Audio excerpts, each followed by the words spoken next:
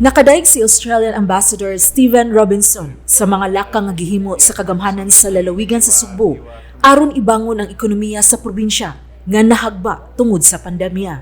Atol sa iyang courtesy call kang Gobernador Juan Garcia, gipadayag usab ni Ambassador Robinson nga nakauyon siya sa baruganan ug sa mga pamaagi sa gobernador paghawid sa sitwasyon atol sa pandemya.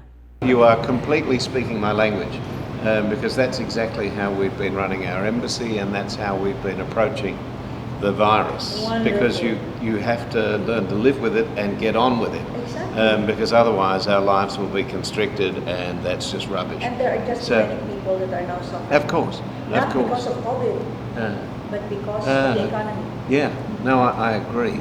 I agree completely. Matod ni Robinson nga ang Sugbo gayud ang una nilang gibisita human sila makagawa sa lockdown sa Manila. Gipasalamatan usab sa ambassador ang pagtabang ni Garcia nga nakabalik sa ilang nasod ang 2,309 ka Australian expatriates dihang nagsugod na ang pandemya dinhi. Because I wanted to express our appreciation for all your assistance when we were moving Australians back to Australia during the beginning of the pandemic. That was really tremendous. And Cebu was really instrumental in helping us get a lot of people back. We moved 2,309 Australians over April and May at the beginning of last year. So just tremendous. And we couldn't have done it without all your support.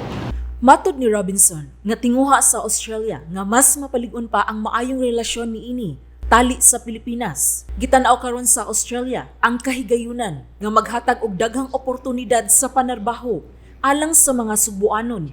Pinaagi sa Australian companies nga nakabase dinhi. Usa na niini ang Austal Philippines sa lungsod sa Balamban nga usa ka Australian company nga tigama og mga barko. Terrific to have this opportunity to see you because we really do feel a great affinity with this province and also with the city and the other cities that make up. It's really important to Australia as part of our bilateral relationship, obviously, and our strong military-to-military links, but also in terms of recovery from the pandemic.